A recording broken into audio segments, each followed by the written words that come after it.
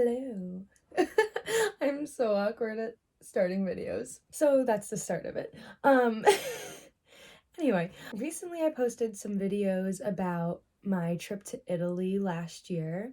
And I kind of just wanted to go through the things that I really liked and the things I didn't like. I thought that would be kind of fun, something really interesting for anyone who's looking to go to Italy, kind of trying to decide what they should do, what they shouldn't do, kind of places that you should go or maybe shouldn't. So I'm just gonna break it down. If you're wondering why I am sitting all the way over here and there's all this empty space, I'm gonna put pictures here as I talk, so you can kind of see where I went and what I did.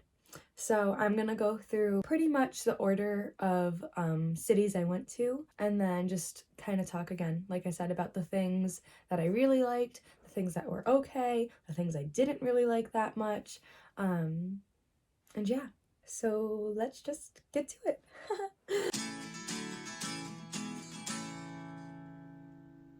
So I went to Italy in April of 2022. This was pretty much after they really had kind of just started to open back up after the pandemic. I went with a travel group. I'm friends with my high school Spanish teacher, and he runs trips through the school, and I was lucky enough to tag along on that trip. So the company we went through is called Explorica.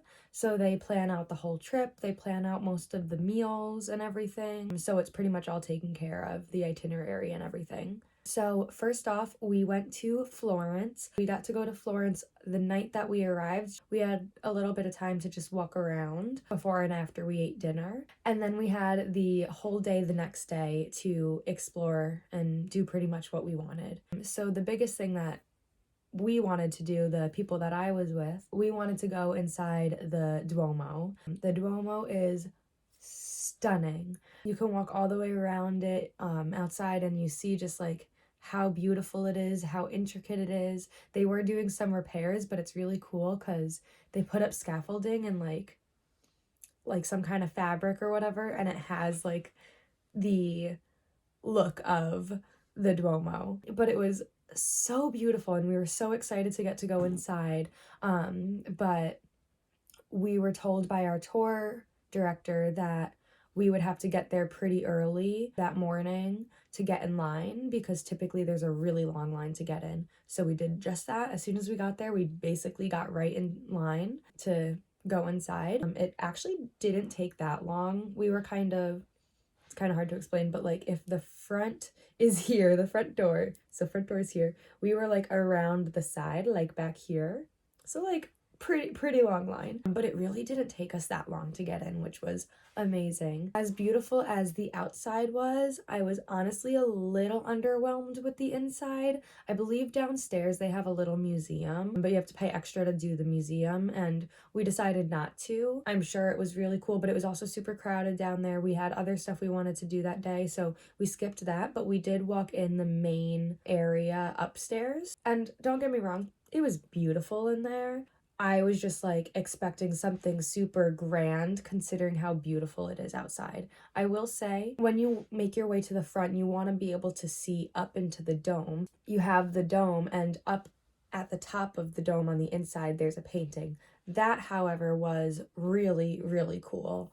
It was so high up, and just, it was beautiful. That was the best part about going inside, which was something that's definitely like encouraged and recommended to why you kind of go inside the Duomo. That was really cool. The rest of the inside, not so cool. Outside, like knock your socks off. It's like beautiful. Loved it. One of the next place I wouldn't say we necessarily stopped at, but made our way across, was the Ponte Vecchio, which is a bridge that has basically merchant shops all along it. We used that to get on our walk up to the viewpoint to see over the city of Florence, which I'll talk about in a minute. The Ponte Vecchio I had heard about, and like people like, oh yeah, do a ton of shopping there, like it's super cool. I will say, from a distance, it's pretty cool. It's literally just a bunch of shops built into this walking bridge. However, it was so crowded on that bridge. Like, there were so many people, which like is to be expected, like obviously, but there were so many people there. We weren't trying to shop anyway unless we really saw something we wanted. But like when I saw the amount of people that were walking, the amount of people that were shopping, I was like, not happening. I'ma keep going. To me, it was just like, it was a walking bridge. We had to cross it to get to the other side. But like I said, we walked across the Ponte Vecchio to get to our way up to the viewpoint to see over the city of Florence. Now, it is a super long walk up lots of hills. I think we got a little lost on our way, but it is so worth it to get up there. Once you're up on the viewpoint, first off, there's certain parts of the walk that are really nice. There were these really pretty, like almost alcoves with like little mini like waterfall, like man-made waterfalls and like plants and stuff. Super pretty. And then once we got up to the viewpoint, it was beautiful to see over the whole city. The downside of the viewpoint is the pictures don't do it justice, or at least from an iPhone. I'm sure some people were able to take great pictures. I was not, but it was beautiful just being able to look out over the city. I loved it. We made our way back down. We walked around a bunch. I believe we probably popped in and out of a couple churches to see inside. We did a lot of that. But we found this store. Oh, first, before we got to the store, we had our first gelato. I had a lot of gelato. My first gelato was matcha flavored. Super yummy. Not too sweet, which was nice. Obviously, it's matcha, which is not a sweet flavor.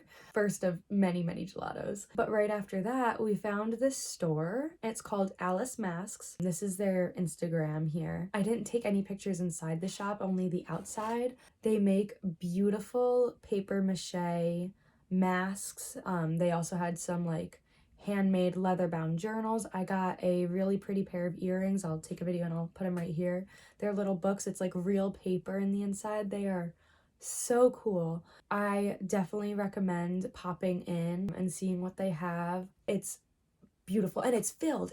There's so many masks in that store, like covering the ceilings, on tables, like everywhere masks. So if you head to Italy, check it out if that's something you might be interested in. All right, so those are the biggest things for Florence. The next day, we made a quick stop in Verona. Now, Verona, we had a very short amount of time in. We got to walk around a little bit. We got some lunch, walked around a little bit more, and then we left. I do wish we got more time there. I thought it was such a cute city. Like, the colors of the buildings, they were so bright to me. I don't know, like there was something about Verona. It was almost like enchanting a little bit, which sounds so silly, but I don't know. I did like Verona. I just wish I got to spend more time there. I know some people in my group wanted to see, there's a statue of Juliet, and then you can go into the Romeo and Juliet balcony. We didn't see either of those. I believe they're in like the same courtyard. There were so many people trying to see that. We kind of got in line and then just left because we didn't think it was worth it. I didn't want to do it in the first place anyway, honestly. Nothing against Romeo and Juliet, but also they're not real people, so it's not even their balcony. If they were real people, that would be something entirely different. So for me, that was at the bottom of my list anyway, but to each their own. It just wasn't my thing, so I was kind of happy we skipped it and kept walking and exploring. After Verona, we made our way to a place called Jesolo, which is outside of Venice, so that's where we stayed because we didn't stay in Venice, we stayed outside of it. First thing we did there after we got to our hotel is we quickly got changed into our bathing suits and we walked over to the beach and we went swimming in the sea. I thought that was amazing. I thought that was so much fun. It was cold, but it was so worth it. It was so much fun. Once we were in Venice, the next day was when we did things. We did stop in Murano, I believe it is, on the way. We stopped at a glass blowing factory. That was super cool. We had a demonstration and that was really cool to see it happen. But then we went into Venice. To get to Venice, you have to take a water taxi because it's an island, or a bunch of islands, I guess. We didn't get to walk around right away because our first thing that we did was we got a tour of the Doge's Palace, or I wrote it down. I didn't know it was also called this, the Palazzo Ducale. If that's how you say it, I'm not entirely sure. This was one of my favorite parts of the trip. I love old things. It was just room after room full of paintings on the walls, on the ceiling. Oh my goodness, it was amazing. But oh my goodness, it was so cool. And I took, so many pictures. So many pictures. Like, countless. But it was so beautiful. 10 out of 10 recommend doing a tour there. It's yeah, that's all I've got. I was like, I'm almost speechless with it. It was so cool. We were exploring everywhere we could. We wanted to see all the little side streets and alleys and everything. It was exhausting for sure, but to me it was so worth it to be able to just explore like that. So we did a little bit of that exploring, and then we were doing gondola rides. Now, I was not super into the idea of going on a gondola. Nothing against it. It didn't seem like something that I was super interested in, but I decided to do it anyway. It's like one of those things, right? You're in Venice, go on a gondola. So I did. For me, it was a major disappointment. It was cool in a sense to see the city from a different view, but beyond that, I was kind of just like, okay, this is kind of boring. It wasn't really my thing. And then after that, again, just more exploring time. It's really cool because there's all these little bridges to get over each little canal that's there. This was probably my favorite city to explore. I thought it was so cool. It's obviously super unique. There's no other place really like it with all the canals and everything. So Venice is your place to run around and explore if you're gonna do it. Next up, we went to Assisi. Now, I don't have too many pictures of Assisi, unfortunately. It was a long ride to Assisi, so we got quite a bit of time, but also not a ton to explore the city. We did get to go into the Basilica of St. Francis, which was really cool. You can't take pictures in the main area, the main chapel, I guess. I don't know. The main part of the basilica, whatever. Because it's so old, it's to preserve it. But oh, it was so cool to see. I wish I could have taken pictures so I could show it. I really enjoyed being in there. After that, we really just explored. It's really cool. Assisi is a medieval city, so it's all brick and stone and old and these steep hills, and I had a really fun time exploring Assisi. Again, I like old stuff, so super fun. And then where we stayed outside of like the walled city of Assisi. Right across the street from our hotel was a church called the Basilica of St. Mary of the Angels. This was one of my favorite churches. Oh my goodness. It was so beautiful. Inside too, right in the center, they have St. Francis's original chapel, like just right in the middle, and it's super tiny, and then you're in this big basilica. But wow, it was really cool. It was beautiful. We went there the night that we arrived in Assisi, and then we also went the morning before we left because there's also like a rose garden and everything there. So in the morning we went and we walked through like the garden and everything and got to take a little bit more time to walk around. But that was a beautiful, beautiful church. Next, we made a quick stop in Orvieto. Orvieto is another medieval city. Again, we had a very short amount of time, like really short amount of time here. But again, it was super cool to explore old buildings, brick, stone, everything. There was a beautiful viewpoint that looked out over the country around. I liked Orvieto, and the only downside is that we didn't get longer there. I would have liked to explore a little bit more. Next up was Rome. So we did kind of a, not weird, but different way of doing this. So we arrived in Rome like later in the day. We got some time to walk around. Then the next day we went to the Vatican, and then after the Vatican, we went back to Rome. So I'm going to talk just about Rome, and then I'll do the Vatican last. Rome was probably one of my least favorites. That's just where the biggest tourist attractions are, and I found they were like a major letdown. One of the biggest is like the Spanish Steps. They're pretty. There's flowers. It was crowded and there's stairs. I'm sorry. I didn't find anything special about the steps. They were just kind of there. Next was the Trevi Fountain. Again, another very big tourist area. It was a beautiful fountain. Very pretty. But again, so crowded because it's one of the biggest tourist attractions. It was very pretty, like I said. The statues on it were nice. Oh my gosh. Let me tell you. We went to this church. It was the best church. Very close in line to St. Mary of the Angels.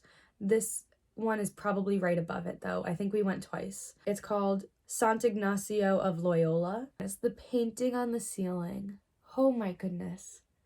You could just get lost in it. I did get lost in it. You're just like staring up at it and looking and looking, and you find more and more. They also had a mirror down like on the floor, like an angled mirror, so you can look into it and look up at the ceiling through it. Super cool. Oh my goodness. Oh my goodness. It was so beautiful. The whole church was beautiful, but like that, oh my gosh. We walked in not knowing what to expect. Our tour director told us about this church because she knew we had been going into a bunch of them. So she's like, "Oh, this is my favorite one." And she's from Rome. So she was like, "Oh, you have to go into this one." So we did. And like, we were like, walking in, we're like, "Wow, pretty, pretty." And we see a lot of people looking up. So we looked up and we were just like, "Oh my gosh. Wow." Sorry, I know I just keep like rambling on and on about this one, but like, it was so pretty. It was beautiful. We did also go to the Colosseum. I was really excited to go to the Colosseum. I am kind of like half and half on how I feel about it though. It was really cool to see. It was super cool to learn about too. I realized I didn't really actually know much about the Colosseum, so it was cool to learn more about it. Like they used to fill it with water and do water battles there, like for show, like just really cool. But looking at it, it's like it's not underwhelming. I don't know how to explain it. The pictures don't do it justice. It was really hard to take a good picture in there. It was iffy on me. Like I didn't dislike it by any means, and I would definitely recommend going with a tour guide to explain everything to you. And then the last thing to talk about is the Roman Forum. The Roman Forum, it was super cool to learn about. Basically, it showed where the land once was. The land had filled up just naturally over time. Stuff was built, and then they realized that there was stuff underneath all that land and they dug back through. I don't know if that makes sense. It's kind of hard to explain, and I don't know if I'm even explaining it right, but that's essentially what it is. But it was really cool to learn about and see again, something that I think you need to have like a tour guide like explaining everything to you. All right, and lastly, we have the Vatican or Vatican City. So first we went through the museum. Our tour guide that we had, she first kind of started to explain stuff to us, what we were going to be seeing, and then we started to make our way through. When she was explaining stuff to us also, I should mention, she told us about the Sistine Chapel, because once you're in the Sistine Chapel, you can't talk when you're in there. So they had like a sign of it, like a picture of it. So she pointed certain things to us that we would be seeing once we're in there. That way, once we were in, we would kind of know what to look at. I'll get to the Sistine Chapel in a second. Going through the museum was super cool. Really cool statues. The maps, there was like a map room basically, and it was paintings of maps that people did from standing on top of like mountains, and then they would paint what they would see and go from there. So some of the maps were different when they discovered new things, or, you know, obviously land changes over time. But that room was super cool. Then when we got to the Sistine Chapel, I am so thankful that she talked to us about it a bunch, because otherwise I would not have known what to look at. You walk in and it is just stuff everywhere. All four walls and the ceiling, and they're huge paintings, and oh my goodness. It was insane, but it was so beautiful. And I know I keep saying like so beautiful, but oh my goodness.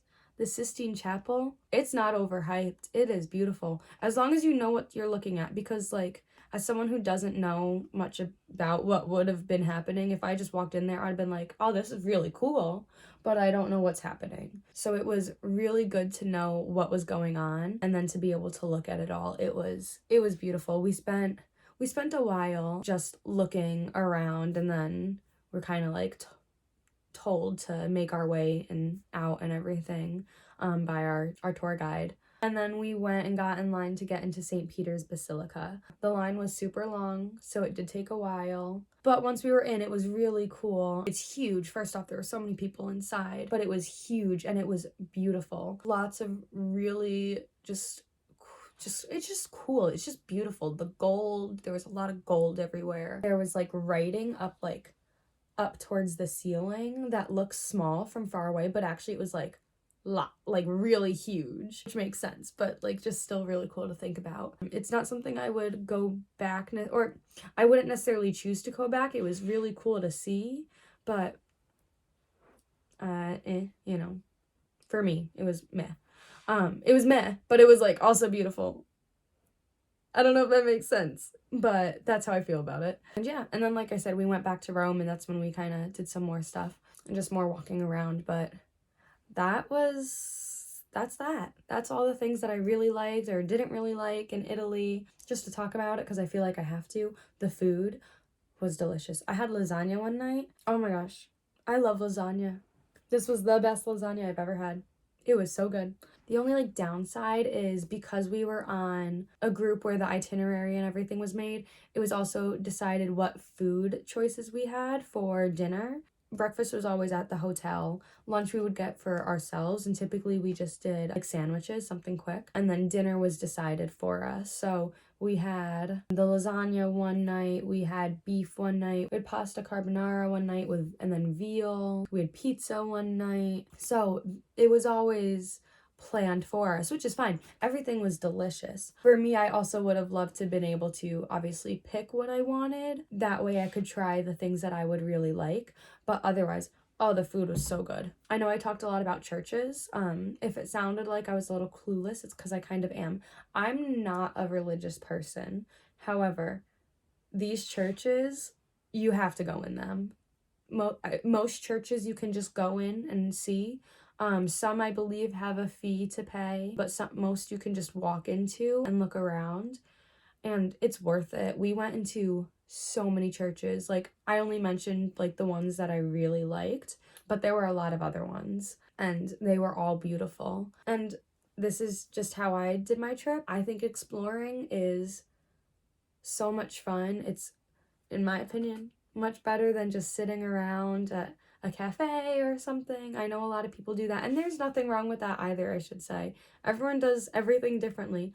I just liked the opportunity to get to explore all the cities that we went to. But yeah, so that's my Italy trip. I'm super thankful I got to go. It was never something that was on the top of my bucket list of places I wanted to go, but I'm very thankful regardless that I got to go, and I really enjoyed my time. I hope this was helpful for anyone who's looking into going to Italy or looking to go back if you wanted some new ideas of places to go. And I hope if you do go, you have an amazing time. And that's all. So I'm gonna go now. I'm really bad at starting videos and I'm really bad at ending videos. So, goodbye.